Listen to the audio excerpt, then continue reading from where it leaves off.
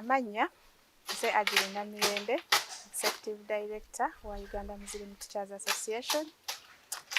Uganda Muslim Teachers Association kye kibiina oba ekitongole ekigatta abasomesa abasiraamu bonna mu ggwanga okuva ku mutendera ogwa nursery paka ku gwa university.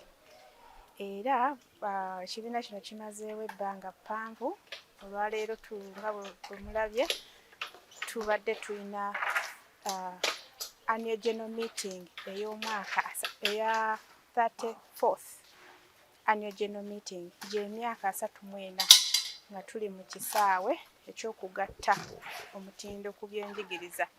Era omulamwa gwaffe ogw'obwegassi guno tutunuulira kugatta mutindo ku byanjigiriza era nga tukolera wamu n'abasomesa ab'enjawulo, abakulu b'amasomero, badirectors b'amasomero n'abantu kinnoomu abaagala okugattako ettaffaali ku byenjigiriza. Tubeera n'enkuŋŋaana zino bwe ziti buli mwaka.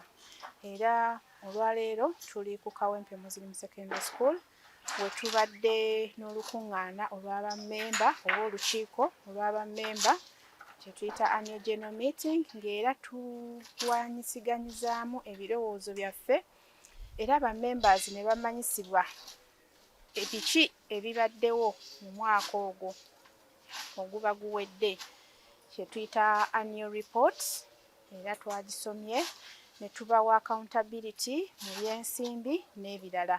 Ekyenjawulo ekibadde mu lukiiko lwaleero nti abakulembeze ababaddeko babadde ekisanja kyabwe nga kiweddeko era nga tulina okukyusa obukulembeze. Era olunaku lwa Friday oba olwokutaano olukiiko luno we lwatuula nga 8 mu mwezi guno gwe tulimu ogwokutaano. Lwatuula twakyusiza obukulembeze nga omwami oba Hajji Mpungu Musa Musoke nga yatutte oba ye yatutte ekyobwa president ng'ate yabaddewo mu kisanja ekiwedde naye ba-members ne basiima nti olw'empeereza ye ennungi gy'aweerezza ne basiima ne bamwongera kisanja ekyokubiri. Naye ng'ekyo kitadde wabbali olunaku olwaleero tubeera ne conference ziba ennaku 2. Olwaleero tubeera ne education conference oba omusomo. Ba-members bano tubazza buggya mu kisaawe ky'ebyenjigiriza oba mu mirimu gyabwe gye bakola nga tubaleetera oba tubafunira abantu ab'enjawulo okuva mu mitendera egy'enjawulo okubagattako ku bukugu bwe balina obuba kibasobozese okuweereza obulungi mu masomero gye bali.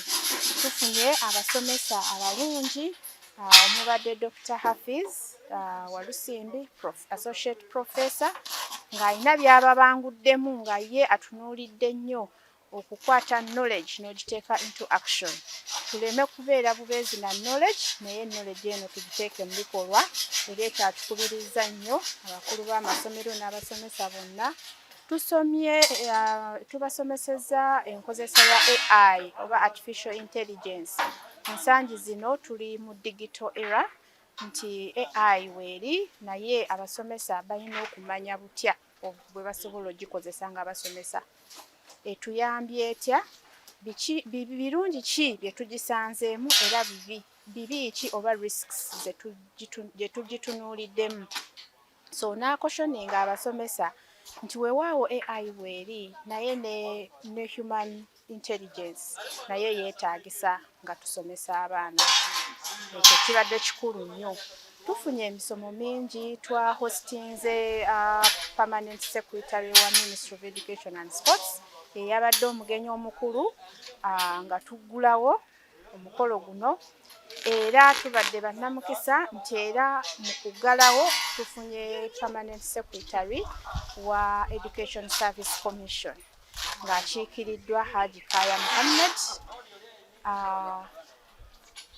Tubayise tubalage abantu bano bababuulire biki ebibasoomooza mu kisaawe ky'ebyenjigiriza era babadde balungi nnyo okuddamu n'okunnyonnyola n'okulambika obulungi butya departments zino gezikolamu okuva ku ministry ne ku Education Service Commission. So nsuubira nti buli muntu yenna oba abantu bonna abasobodde okujja mu lukuŋŋaana olwaleero ne musomo tebazzeeyo kyekimu. Basomye, bayize era tubasuubira okuba nti bazzeeyo nga bantu banjawulo bagenda kuteeka ettaffaali oba okwongera omutindo mu mirimu gyabwe gye babadde bakola. Era kino kitambula buli mwaka.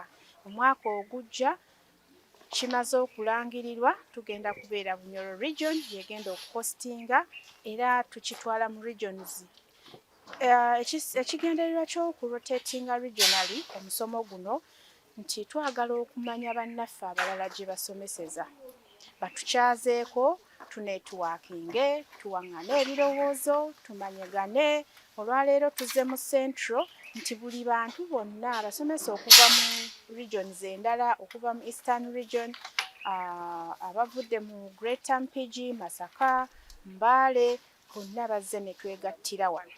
Kati okitegeeza nti omwaka ogujja naffe aba Central ne regions endala ewalala yonna tujja kwesitula. Era mu mwezi gwe gumu tugenda ate Bunyoro tufuneyo era omusomo gwe gumu era tubeere n'olukiiko lwe lumu.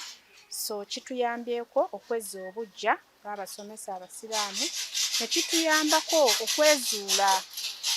okwezuula kikulu nnyo n'okumanya butya bwe tusobola okutereeza ebyo byonna ebitusoomooza mu masomero gaffe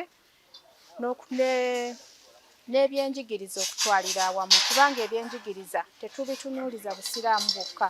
Ebyenjigiriza binene. Bwe tuba tukola emirimu gino tetutunuulira amasomero ga busiraamu, tetutunuulira musomesa musiraamu.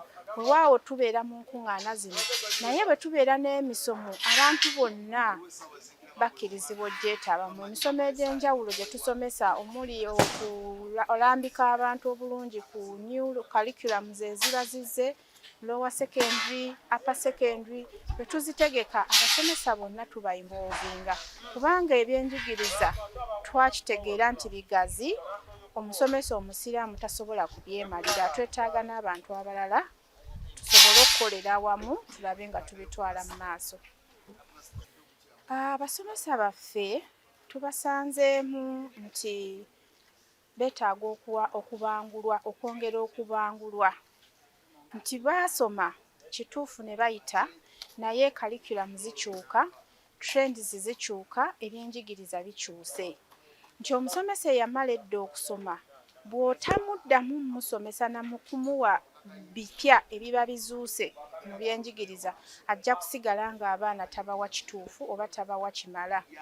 So ekyo challenge tugizudde era ne tugisalira eddagala. Ensonga lwaki tubeera n'emisomo egy'enjawulo egy'abasomesa. Ekyokubiri, era nga bwe mumanyi nti entambuza y'emirimu tebeera nnyangu. Tusoomoozebwamu mu ngeri ya resources nti ekibiina kino kiri managed, kiri financed by the membership of the organization n'amasomero ageewaayo okusapootinga entambuza y'emirimu ey'ekibiina kino. So tetulinaayo bavujjirizi ng'ebitongole ebirala, tetulinaayo ssente za gavumenti zituweebwa kubanga n'emirimu gye tukola tugattako ku ntambuza y'emirimu egya gavumenti, naye twebaza Katonda nti mu katono ke tufuna okuva mu bammemba baffe ne mu masomero agavaayo okusapootinga ekintu kino tusobodde okukola ate okutuuka ku bintu bingi. Oba oli awo ate bwe tuba nga tulina ekisingako awo oba twandikoze n'okusingako awo. Yessebo.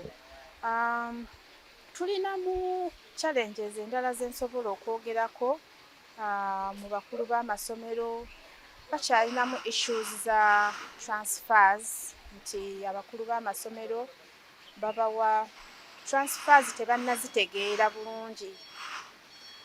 Beetaaga okumanyisibwa obulungi lwaki omuntu bamutransfaringa, nti omuntu bwe bamujja mu ssomero eddene ne bamussa mu ssomero eddala akirabanga ng'abamudimootinze, so nga omulamwa guba nti gonna amasomero gaffe bw'oba nga lino essomero ddene era twetaaga okufunayo amasomero amanene amalala.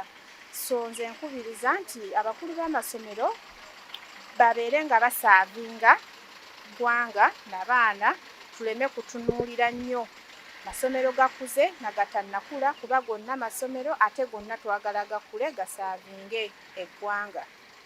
Yes ssebo. Okusomoozebwa kw'abasomesa baffe abangi abatannaba ku accessinga payroll. Tulina database y'abasomesa abasiraamu abaamala odda okusoma n'abamaliriza naye nga omukisa gw'okubeera nti bafuna emirimu gya gavumenti mutono nnyo, era kibadde kyakusoomooza kinene nti ate n'amasomero agaliwo aga private tegasobola bamalawo.